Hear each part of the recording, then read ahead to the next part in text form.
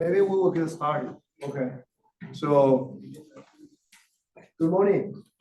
Yeah, for those of you who celebrate Mid Autumn Festival, it's kind of come from East Asia, Chinese, Vietnamese, Singapore, is all these areas. So happy Mid Autumn Festival to you guys. And today it's my great honor to invite Professor Boon No. Actually, I just learned he's how to write his Chinese character. He's today. So he Professor Lu is a longtime friend. So we have know each other. When I was at ESL, you served on one of the panels before. Yeah, so I get to know. He's has been doing tremendous great work in the computer system. So in our department, as you know that we desperately need some faculty working in the computer system, such as operating system, database management system. So I think that's the area we need to hire. So Professor Lu right now is RCA. Is that related to TV RCA? That's the old video camera. Oh, it is. Okay, so you guys remember we go to some Best Buy, you will see RCA. So he's an RCA professor, named professor in UD's jargon at University of Pennsylvania in the Department of Computer Information Sciences. So you might know that UPenn also using the same the department as we do, right? The CIS. They also called CIS. So he has been there for many years after he received his PhD from Berkeley. Basically, I see his path is getting his bachelor degree from UC Berkeley, and then go to Stanford, getting master's, and then come back to UC Berkeley, getting a PhD. But anyway, so he's as a SIG not SIG mode, it's not SIG KDD, it's SIG mode dissertation award. For those of you who know that ACM each year have different SIG. At that time, you're getting a SIG dissertation award is probably, arguably, is one of the highest honor for a PhD student. For those of you who really should think about, SIG OPS, SIG Mobile, SIG KDD, SIG Mode. During that time, he was the SIG Mode, dissertation award. And after that, he joined Penn as a starting career. So he got a career award. He received a lot of awards, even with a young investigator, award. And then in the last 6 years, in addition to research, he also been serving as a associate dean for graduate studies. And his leadership, Penn actually grew a lot, on the graduate programs. So, but today we're not talking about that work. He's coming here today to share with us his latest research, blockchain systems, in this area. So without further ado, let me give to let's invite give a welcome to the Professor Lu. Okay. Yeah. Thank you, Wei Song, for the great introduction. Really happy to be here today. I'm just curious, where should the camera? Should I move oh no, that one gonna be catching you. Not automatically. Supposedly automatically catching you. All right, now it's moving. All right, great. So today I'll be talking about some of the work in my research team. Actually, this is in collaboration with a lot of people. Specifically, also want to acknowledge my student Hao Xian Chen. He's graduated just a few months ago. Is now a faculty at Shanghai Tech University, and Chen Yuan Wu is a fourth-year PhD student. And this is based on their work. And in fact, this talk is going to be like a high-level combination of 3.5 conference papers. So the talk will be a little bit high-level, but if any time you find something interesting, happy to take questions along the way. All right, so the particular problem domain that we're working on is what we call permission blockchain systems. And I myself got excited about this area about 3-4 years ago because it's a kind of a very special type of distributed system. And there's a lot of innovation and new ideas here in transaction processing and also revival of work in Byzantine fault-tolerant protocols. Now, I'm sure many of you have heard about blockchain and cryptocurrency. But those are what we typically refer to as permissionless blockchain systems. Now, a permission blockchain is a little bit different. It tends to be made out of known entities, but they may not fully trust each other. So you still need some kind of a Byzantine consensus protocol. And it requires permission to join and participate. But unlike a pure peer-to-peer wide area type of a cryptocurrency blockchain system, there's less of a risk of, for example, getting cyber attacks and so on. Now, why is this interesting? So as Wei Song mentioned, I started my intellectual roots in the database work. And so I found that there's actually very interesting problems in distributed databases on how to make data censorship and fault resistant. And such system is actually ideal for storing sensitive data.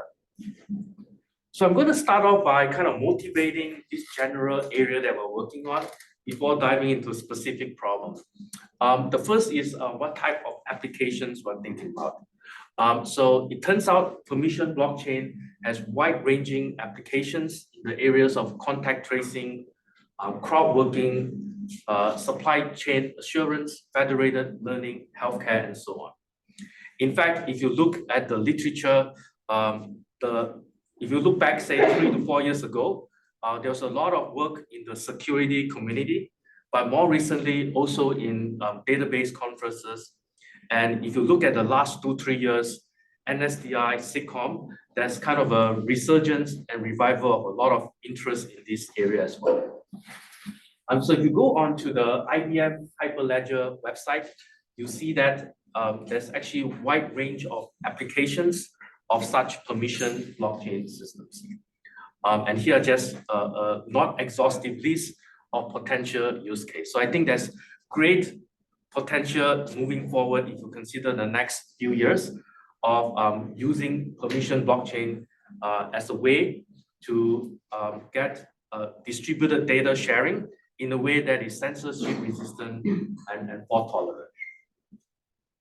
So what are the specific challenges here? So the one thing we found is that there's an emerging class of what we call data intensive smart contract. This needs to deal with large amounts of data. In particular, now you have to worry about whether you have sufficient memory to accommodate the large working set of transactions.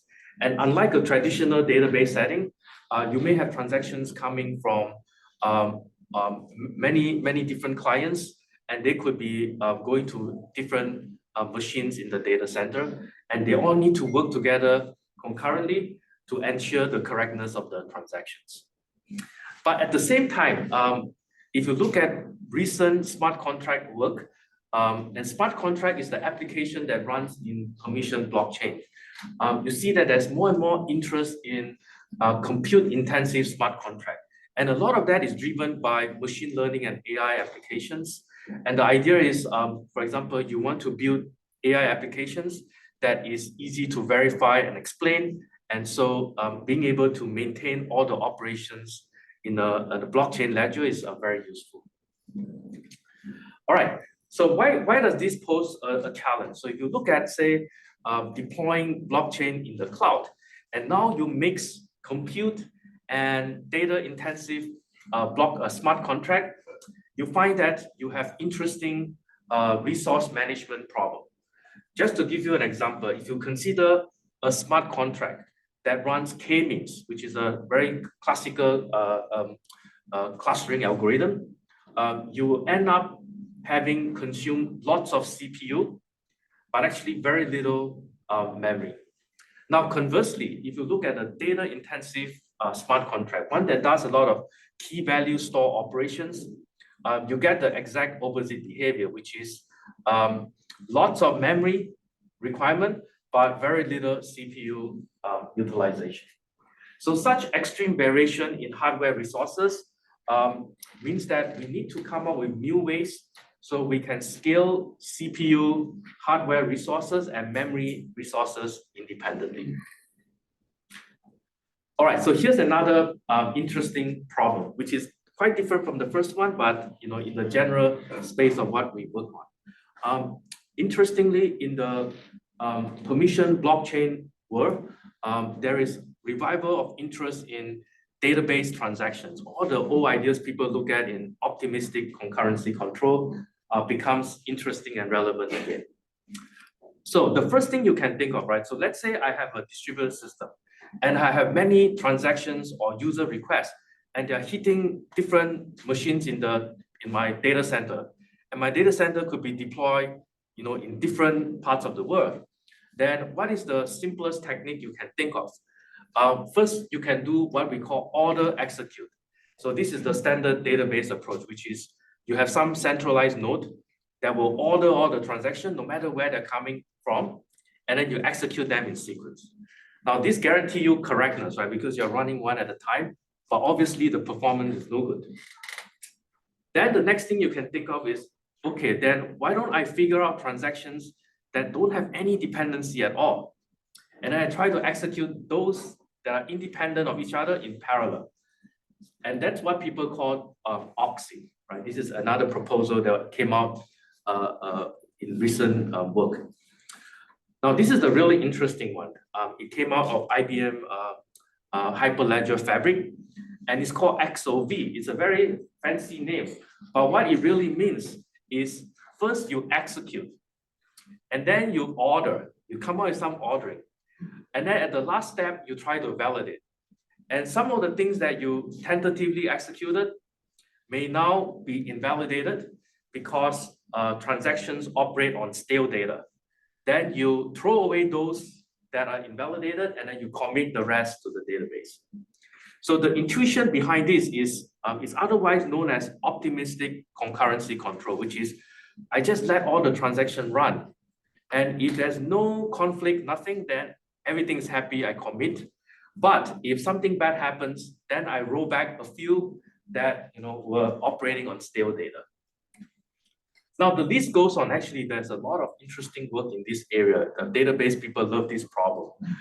And so, for example, another piece of work would say, okay, let's postpone any transaction that needs to do writes. Do those that do reads first. Because reading is very safe, right? Reading, you never have to worry about interleaving of transaction and having any sort of consistency problem. So if you reorder to do all the reads first before the writes, then that reduces conflict. Now, the list goes on, so I won't go through all of them. But one thing we found very interestingly is that when you take all this work that people have done over the last few years, and then apply that to different blockchain applications, and there you can vary things like whether the application is CPU intensive or not, whether it's high load, what is the contention level? Contention level means two transactions touch the same data. And also, how many of the transactions are writes related? In other words, they change the database versus those that don't change. Then we found actually there is no one size fits all. In fact, it's pretty much all over the map, right? There's no particular model that claims to be the best. Now, it turns out if you were to run this in a cloud environment, then the problem becomes even more challenging because the workload may change during the day. And also, sometimes you get it working on one hardware, you move it to another data center, then a new transaction model will work better. Moreover, it's an ever-changing field, right? So more and more new transaction architectures are being proposed. So what we really need is an adaptive way to switch between architectures. Now, in light of all of this problem, me and my students, and actually a lot of collaborators as well, have worked on many different aspects of this problem. And today, in the interest of time, I'm going to focus on 3.5 pieces of work. The first is a system called FlexChain that was presented in VLDB recently. It's a heavy systems work on how to scale permission blockchain elastically. And then I'll talk about AdaChain which is using AI reinforcement learning to switch between different transaction models. And then I will go on to talk about Decon, which is a new domain-specific programming language that allows you to implement smart contract with some proven properties. And last but not least, if I have time, I'll have one slide on Bedrock, which is a platform for DFT protocol analysis. And feel free to stop me at any time. It's quite a lot to cover, but promise you, each one is only like 5-10 slides, so we go pretty fast. All right, so let's look at the first problem. Now, before looking at the first problem, I want to introduce this notion of resource disaggregation.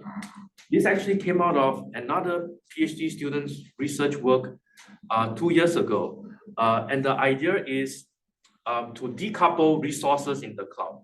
So today, if you go to any data center and you get like a Dell server machine, it will have compute, storage, and memory all on one machine, right? So if you run out of memory, then you buy DRAM and you put on the server, or your disk drive run out of space, then you upgrade and get a better drive. Now, in a disaggregated environment, you separate all of them, you tease them all apart. And this idea is not like that new in the sense that if you look at any cloud provider, right, Azure, Amazon, today they already disaggregate storage, like the S3, the Amazon S3. If you want to store data, they will store that in a storage cluster, which is separate from the compute cluster. But I think the new extension we had added here is remote memory, which means, let's say in the past, I want to make some, run some application. The local memory and compute is together. But when you decouple them, memory pool is separate, and you can then connect that with a high-speed network. Now, the thing you may be wondering is like, if you do it this way, wouldn't that drastically reduce the performance? And I think one thing that helped is recent advances in both hardware and software in the data center has now reached the gap. It's not completely closed yet. Local memory is always faster than remote memory, but the gap is much closer now. And that is due to, for example, hardware innovations like InfiniBand, and also software approaches like RDMA, kernel bypass, different ways you can send data very fast in the data center. And so you can imagine, once you decouple them, the big advantage is you can scale them all independent and separately. And that makes it much easier to handle different kinds of data-intensive, compute-intensive applications. So the advantage of disaggregation is threefold. The first, as I mentioned, is you can independently upgrade your resource, right? Let's say I realize I'm running a lot of memory-intensive application. Then I can just buy more memory nodes. And likewise for CPU as well. And so it kind of presents this illusion of near infinite resource type. And also it prevents what we call resource fragmentation. And this is a real problem that cloud providers have found. So for example, I think there was a study done by a major cloud provider that shows that they have what people refer to as stranded memory. Let's say I run my server machine and I already maxed out the CPU, like all running at 100% CPU utilization. But I didn't fully utilize the RAM. And then that cannot be used by anyone else because the CPU is maxed out. And if you add up all this stranded memory in your data center, it actually becomes quite substantial. So we kind of look at this problem and say, actually, it would be really nice if we could explore running a permission blockchain system on this disaggregated data center. And actually, for this particular work, we focus on one type of architecture, although it really is agnostic to that. But XOV was a nice use case for us. Why? Because if you look at the XOV style architecture of blockchain, there are parts that are parallel, can be executed in parallel, such as the execution phase and part of the validation phase. But at the same time, it also could become quite data intensive, depending on the application. So there is a mix of parallelism you can do, but also the need to scale up the data, the storage, and the memory as well. So what we did was we took a blockchain system and then introduced this notion of virtual peer. So the virtual peer is like a peer, but it can constitute multiple compute, memory, and storage nodes. And then you can elastically provision resources for different logical peers. Interestingly, not every part of the blockchain could be moved into a disaggregated setting. In particular, we found that parts that needs to run like a Byzantine consensus protocol still have to run on traditional hardware. All right, so here is a architecture picture of flex chain, and don't worry too much about the details. I just want to highlight a few things interesting to see. The first is now we separate storage, compute, and memory. So we have a pool of machines that only do CPU computation. There is the remote storage, which store the persistent data. And then connected by high-speed network, we have the remote memory pool, which stores any temporary data required by your compute nodes. And so if a client issue a request, then the first thing that you do is you send it to the least loaded compute node, for example, C1 to execute. And actually you can send to multiple nodes as well to execute in parallel. The client collects the result. And then they send to some ordering service to come up with some order. And then you send the data back to the compute cluster to do parallel validation. And then last but not least, you then send to one primary node that will do the last check for conflicts and then updating the state in the remote memory pool and storage. So in essence, what we are doing here is parts that can be parallelized, we will run it in parallel, and then parts that have to be run in sequential will then run on a single node. And then while this is happening, any data that you need is then done remotely, and then with some spillover to storage. Cool. Now, it turns out even the validation phase, the part that is sequential in the last slide here, in some cases, it can also be run in parallel. And that actually exploits the dependency graph in your transactions, right? You can find parts that don't interfere with each other, and then you can execute them in parallel.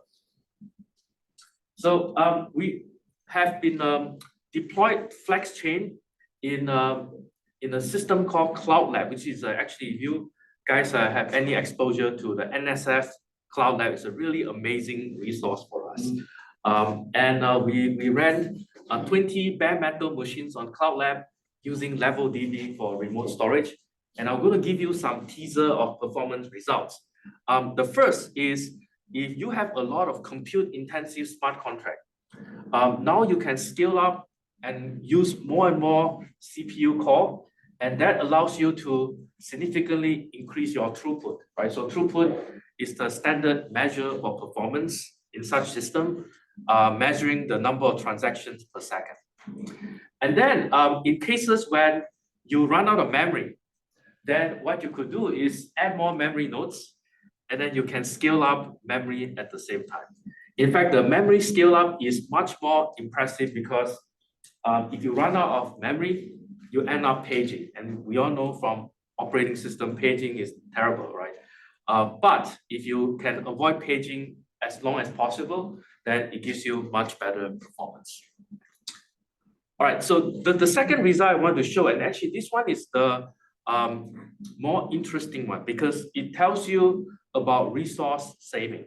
So suppose I mix compute and memory intensive application.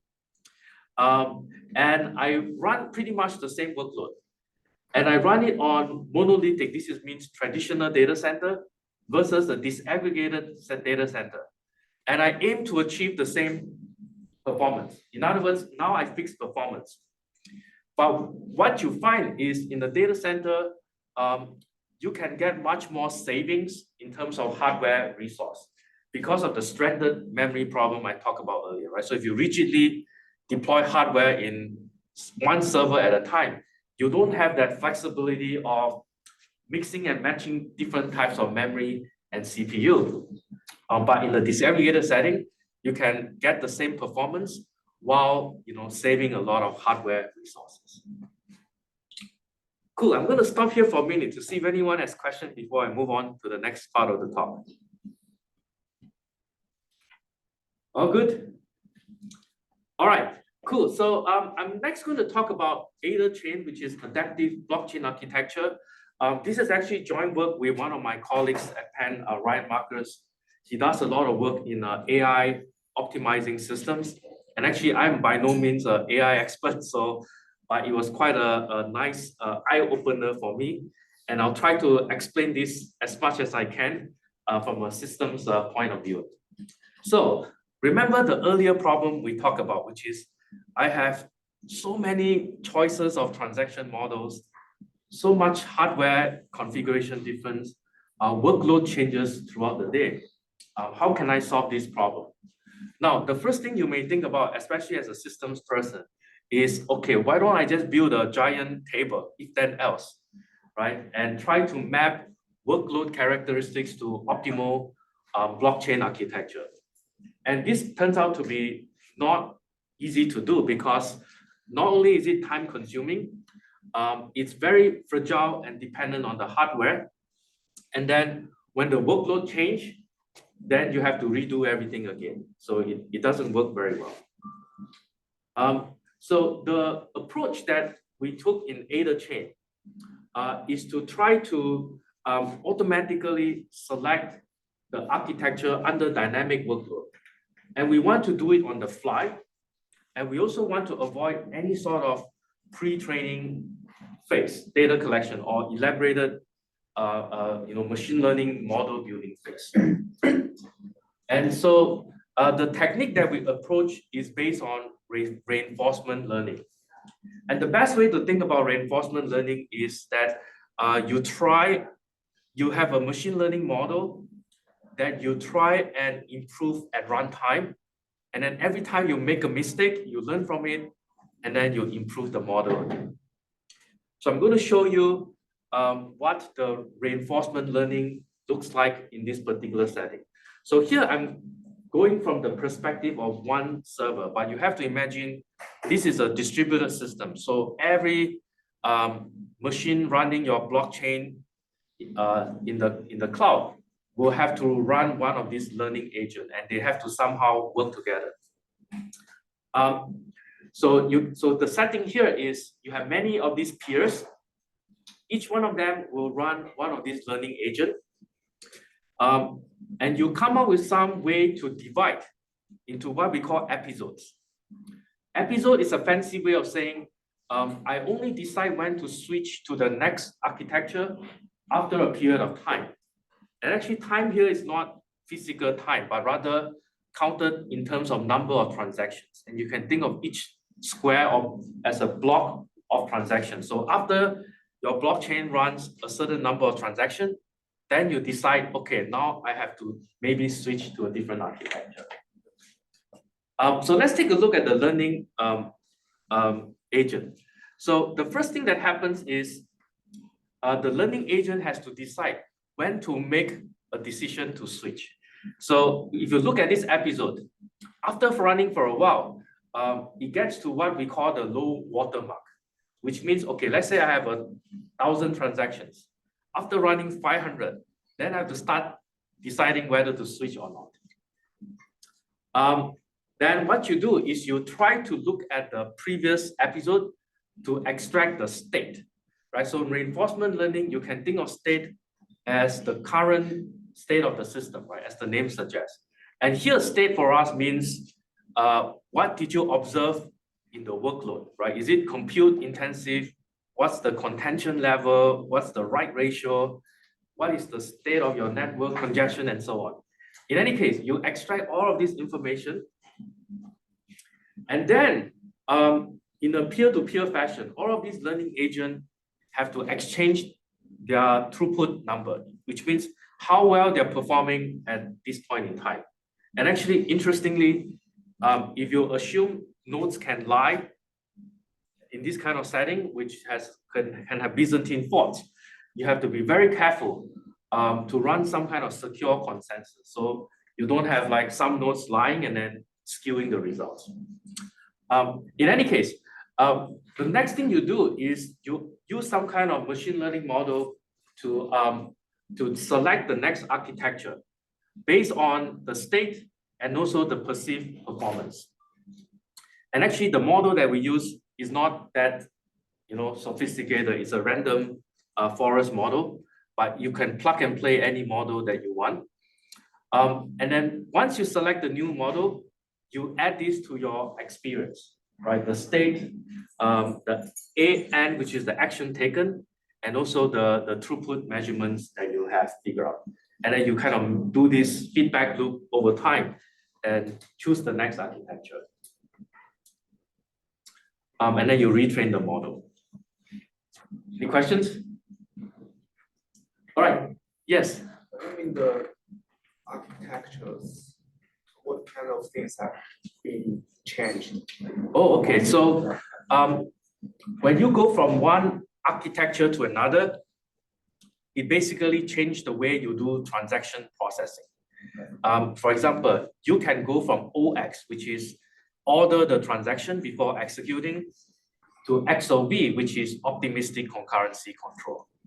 So there it's like, or you can go from XOB back to OX, OXI, which is order execute in parallel. Right? There's all these little knobs that you can tweak. Basically, you can put all of this in a spectrum of pessimistic concurrency control to most optimistic, and you're trying to choose in the action space where it lies.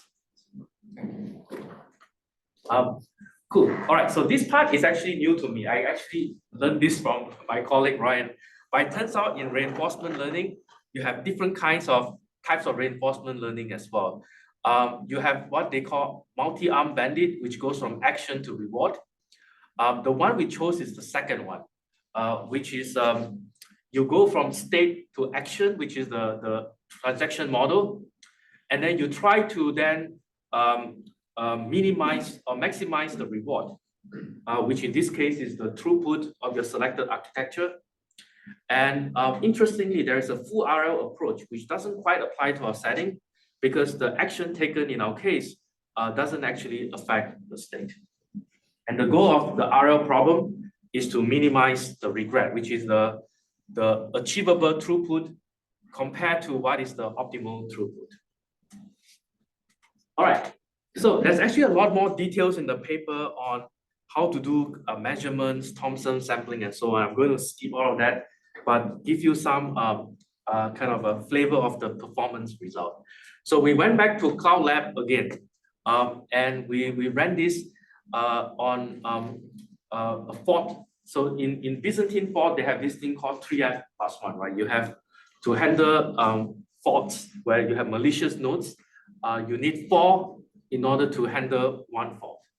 So we experiment with many different types of workloads, parameters, and here are some results to show you. Actually, I think this one more interesting if you look at them one by one. So we tried different workloads, which has different parameters on level of compute intensity and contention.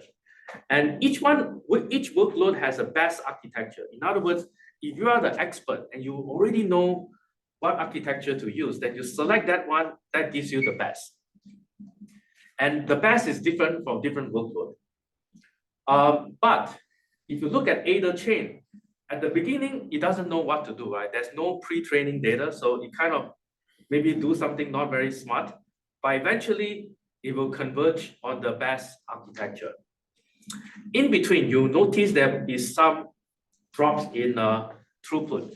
And that is because in reinforcement learning, once in a while, you don't want to be stuck in a bad decision. So you always occasionally explore some other option. But if that other option is bad, you quickly come back to your good option again. But at least you kind of figure out over time what's good versus bad. And that's what people call, I think, exploration in reinforcement learning. And we experiment with many different workloads, and we found that in general, either chain was able to give the best average and best worst case throughput, and it takes converges in very short amounts of time. So we found this result very encouraging. So the next thing that we look at is how either chain behaves when the workload changes dynamically. And it turns out this reinforcement learning approach allows you to dynamically switch over time. And if you look at the cumulative number of transactions either chain can handle relative to other alternatives, it actually performs very well. Cool. All right, any questions from anyone? So we're doing okay on time? How much time? The time is good, 12:30, you have 2 more. Okay, good. All right, so I'm going to switch gears now to talk about declarative smart contract. This is a domain-specific way of implementing smart contract. It doesn't have too much connection between the first two, but later at the end, I will draw some connections between them as part of our future work. All right, so far I focus on system resource management aspect of blockchain. But within every blockchain, people run programs, and they like to call these programs smart contracts. I don't know why they came out with that name, but it's quite a smart name. But in any case, this smart contract is handling billions of transactions every day, right? If you go to any deployment, particularly in cryptocurrency, they handle lots of transactions. And actually, if this software have bugs, then they can really cause huge financial losses. Now, if you look at the current state of the art, there is a language called Solidity. It actually looks very similar to Java. It's like Java with some modification. And people use them to program these smart contracts. So you see very Java-like syntax.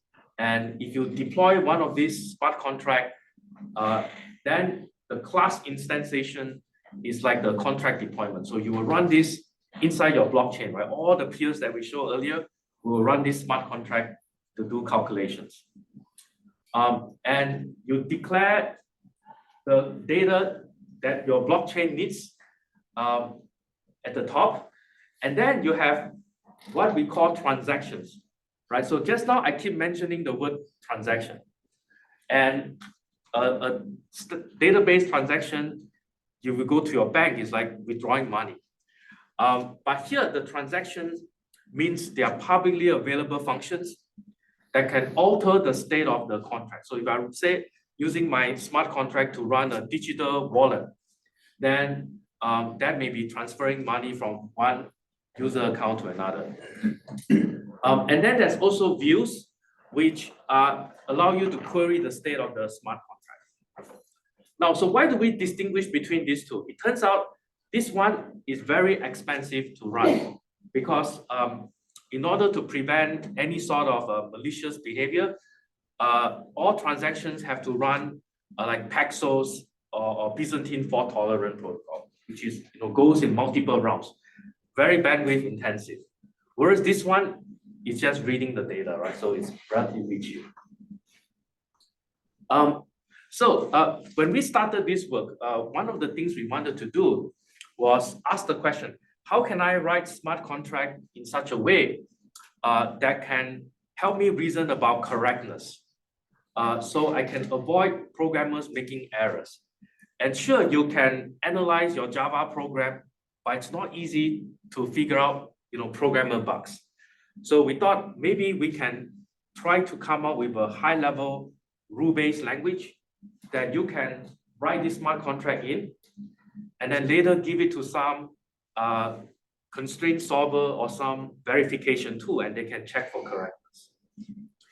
And in fact, when we look at this, and we came up with a system called decon, it's basically a way for you to ensure that your blockchain application runs correctly at runtime. It generates efficient code, but also code that you can provide some kind of explanation using data provenance. Now, the particular language that we use is based on called data log. If you have seen Prolog, it looks very similar. But the main takeaway here, less on the language detail, but more on the model itself. It turns out you can think of the Solidity program as a set of relational table, right? Similar to those you see in a database class. But then you write programs that can manipulate this table. For example, if I consider a wallet, I can mint, burn, and transfer, right? You can think of this as different tables. And what you can then do is to express relational constraint on the tables. For example, if I have a user here, OX01, then I want to make sure that the sum of income, if you subtract by the sum of expense, that gives you the balance, right? So you can think of that as writing some rules that helps you to compute the balance. And then based on this table, you can then write additional constraint to check for correctness. For example, if you sum up all the balance, then it should match the total supply, right? And if they don't match, then you know something bad has happened. And then maybe you need to roll back your transaction. So the next few slides, I will show you what the data log language looks like that we use to implement this smart contract. And I'm going to show that using the wallet example of a wallet example here. So the first thing is, how do you declare the table, right? So if you consider anytime you need to run a database application, the first thing you need to do is to declare the schema. And the schema actually have some special keywords. So if you have a receive underscore, it means these are the event triggers, right? You can think of them as user requests that will trigger some transactions in your blockchain. These event triggers, actually, when you write the rules, they will get compiled into the underlying Solidity code, which essentially will be public functions that returns true or false based on whether the transaction succeeds or not.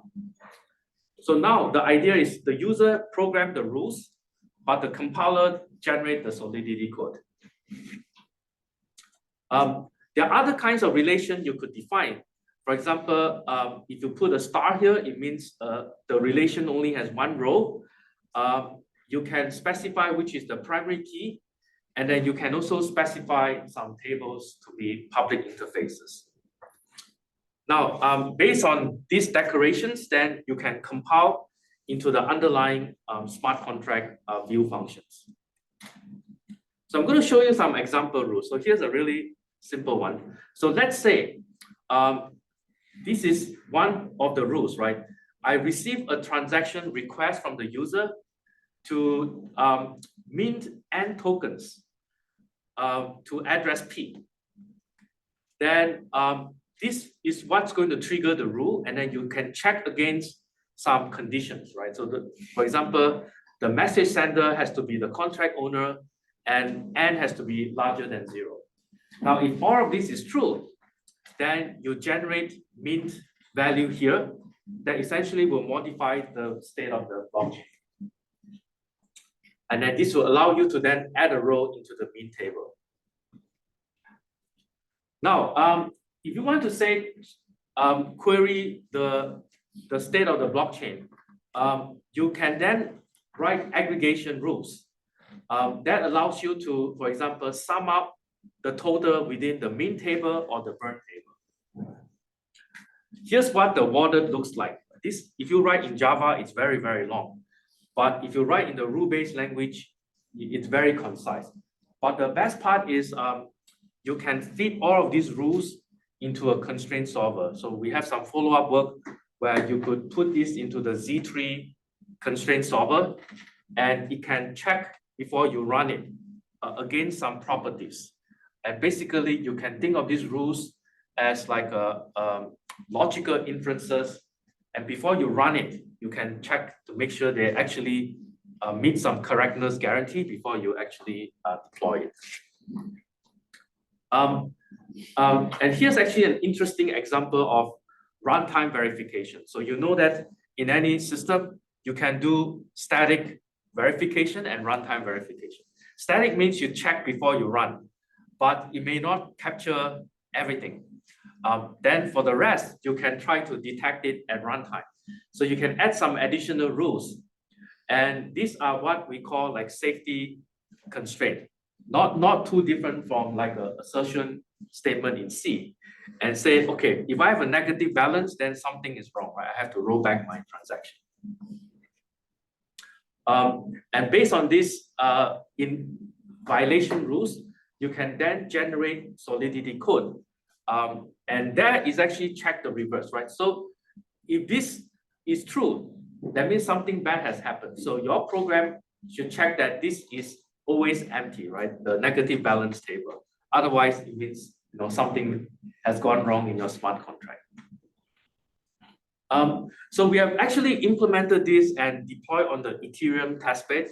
The first thing we were concerned about is overhead.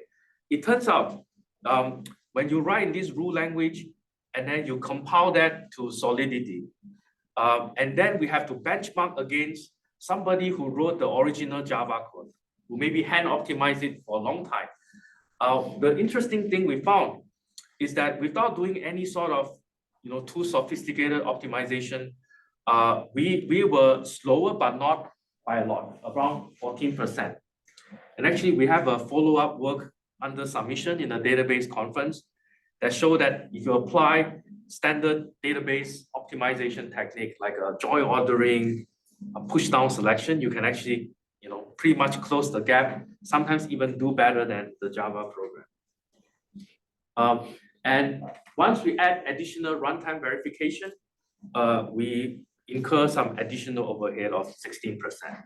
And the goal here isn't really to beat Java. The goal here is you come out with a new language that you can easily check for correctness. And you want to make sure, at least when you run it, it's not too far off, a handcrafted version that you write in Solidity. All right, cool. Any questions before I move on to the last part of my talk? Yes. Yeah, so very interesting work. So basically you introduce the new language and write a compiler to convert the new language to Solidity. Yes. So how can you ensure that this new programming language does not introduce new security issue or correctness issue? Do you have any kind of testing to test the correctness? Yeah, so I think there are two ways to test it. One of them is you first make sure that after you compile, the two behave the same. But that usually not good enough, right? Most programming language, you need to prove all the way. In other words, you need to prove that your data log to Solidity, the compilation logic is like sound and complete. But then from Solidity to Ethereum bytecode, that's a separate layer, right? That's done by the blockchain. But you're right, anytime you introduce domain-specific language, it's very important for you to prove from that to the underlying code, it must generate correct code. That actually, yeah, so we have done that as well. So thankfully, because it's based on data log, based on logic, you can actually do such proofs. What we haven't done though, and maybe we should, is so we have like hand proof the correctness. But if you really like do it a PL, like the way people at Popple do, they'll put in Cork and theorem prover and really prove all the way from specification all the way down to the bytecode. Yeah. All right, so I have one slide on Bedrock. This is just one slide, but I thought it'd be quite interesting to share with you guys. I'm sure many of you at some point have heard of consensus protocol like Paxos and practical BFT. Some of them were invented actually, maybe when I was an undergrad, but long time ago. Episodes. Yeah, Paxos, maybe even before that. But anyway, Byzantine fault tolerant protocols took a really long time to gain adoption. And I think most data center today focus on crash fault tolerant, which is a much easier problem. Basically, you assume nobody in the data center is malicious because I have firewall security mechanism. But it turns out in the blockchain world, and increasingly even in data center, people have to worry about Byzantine faults. These are faults where your machines get compromised, and then they can lie, and then sometimes the bad nodes can outvote the good nodes. In any case, it's quite interesting. The last 3-4 years, if you look at the distributed systems conferences, there's now a revival of DFT. Suddenly a good, interesting area to work on. So what we have done is to look at all the BFT protocols over the last 2 decades, and we built one unified platform called Bedrock. And Bedrock actually starts from PBFT, which is like kind of one of the earliest BFT protocols. And we show that if you apply some kind of transformation rule, you can generate new protocols. In fact, using Bedrock, we then came out with a unified platform where now you just tweak a few knobs, you can get one of these new protocols. We actually use that to even generate new BFT protocols that people haven't looked at. Now, the one thing we found this to be kind of an interesting approach is that moving forward, we're thinking of also applying some kind of learning based on the hardware, performance requirement, and also how your data center is under attack. You want to pick the best DFT protocol on the fly. All right, so here are the 4 building blocks, and I want to summarize on some of our ongoing research. The first is everything that I've talked about so far, look at layers in silo, right? So the first part of the talk was how to scale memory, hardware, network storage. The second part is how to select the consensus and the transaction model. And the last part is how to optimize the application inside the Solidity code. So I think one interesting area is thinking about cross-layer optimization. For example, you can choose the right BFT protocol based on which transaction model you choose. And then maybe because of that, your application code is a bit different. I think equally interesting is how we can optimize, using some kind of learning approach across layer. And if you do it that way, then the state space will really explode. So it's an open question whether it's doable. The second part is on verifiable adaptation. So we started looking at smart contract verification. And then now we start thinking, okay, but if my distributed system is also driven by AI and machine learning, then how do I make sure that is even correct, right? It's not enough to get good performance, but like when we switch from one architecture to another, what kind of correctness guarantee we will get? And if it goes wrong, can we provide some kind of explanation? So one of the area of work we're looking at is, can we extend the domain-specific language to handle beyond just the application, right? Doing with the hardware, the consensus layer, and so on. So with that, I think this is my last slide. So thank you very much. I'm really happy to be here today. Good, perfect. I know, as I mentioned at the beginning, that the database transaction actually is a weakness in our department. So not many, how many of you taken database courses before? Some of them probably don't even know what the transaction really means. But you have a very nice, when you see this little piece of code about the wallet, you feel very comfortable, right? So then you see what the smart contract really about it. So we have time. Any questions you want to ask? Yeah. Okay, we have a couple of faculty members here. They're working this area, so you guys Go ahead. Yeah, very interesting work. Just a general question, when you do the blockchain system research, I think in some slides you mentioned there's computing intensive transactions or workloads or memory intensive workload. Do you use real world workloads or man-crafted workloads? And when you evaluate the system in the cloud lab, how large do you need to scale the system? Because in the real world blockchain, probably the number of nodes is huge.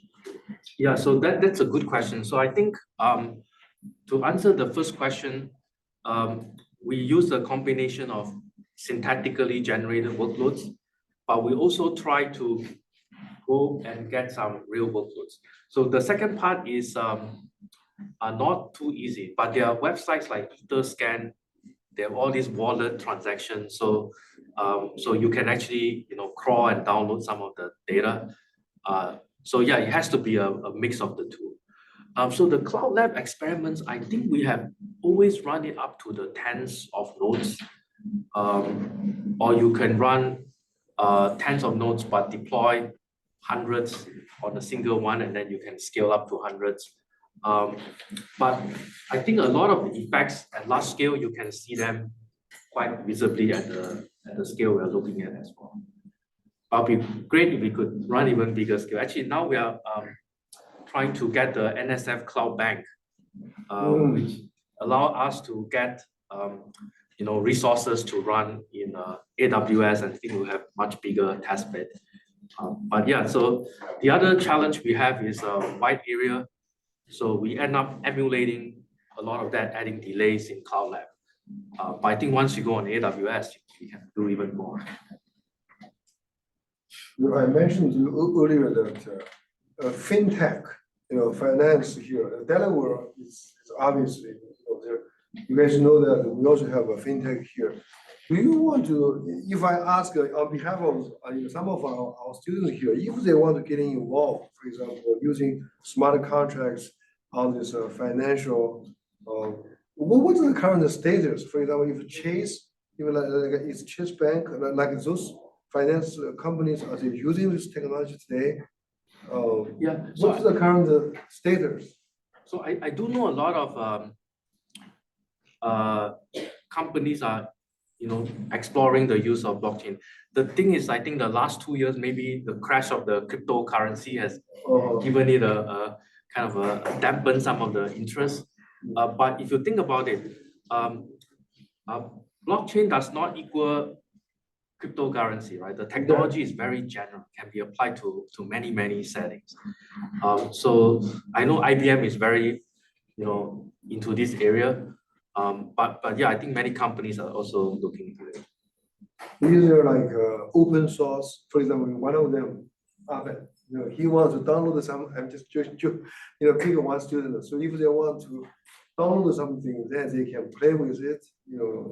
For the blockchain stuff. Oh yeah. So I think like the Solidity framework, you can actually find quite a lot of open source GitHub. Actually, when we compare our data log, we found many active open source projects. Actually, our paper has some links to them. And some of them, they are not very complicated program, but people optimize a lot because they get deployed on this cloud called Ethereum. Some of you may have heard of this. And Ethereum charges what they call gas. I don't know why they call it gas. Maybe it's like the car gas. But if your program is inefficient, you use a lot of memory and so on, then you consume too much gas, you cannot finish running. So people actually hand optimize those significantly, which is why I think it's quite interesting to look at automatic optimization techniques. But yeah, there's quite a lot of open source if you search on Solidity, blockchain, and then you don't necessarily even have to deploy on Ethereum. There are emulators, there's software you can download that will calculate the gas for you if you were to run it on Ethereum and so on. Okay. Mark. Yes, great talk. So one general question, compared to like the traditional databases, do you envision blockchain, basically permissioned ones, can compete with them in terms of security and energy consumption in general. Because one of the criticism was for permissionless was the energy consumption of the platform. But permission, they do token agnostic, so it's consume less energy. What are your thoughts? Yeah, so that's a great question. So in the permissionless blockchain setting, it's very energy consuming because they want to defend against what we call Sybil attacks, which is a lot of bad nodes can join and overwhelm the good nodes. So the way they do it is not so much to block the bad nodes, but make all the operations very expensive. So if you now want to command a botnet to take over your blockchain, it's much harder. And the way they make it expensive is to make you do energy inefficient calculation, right? And you can imagine if you have to do a lot of that, like reverse the crypto hash calculation, that's like not green, right? It takes out a lot of energy. But permission doesn't have that problem because they assume the nodes are part of a trusted environment. They can still suffer from Byzantine fault, but no Sybil attack. So there you don't have to deal with the energy issues. Now, comparing with traditional database, I think there's one big difference though, which is traditional database, even distributed database, they stop at crash fault tolerance. Whereas these systems, they want to handle Byzantine faults, where nodes can be malicious, and they also want to create some kind of audit trail, the ledger, which can be tamper resistant, right? So the best way to think about this is a blockchain is like a distributed database with much stronger security guarantees. Okay, I think that thanks, Professor Lu, one more time. Thank you for coming.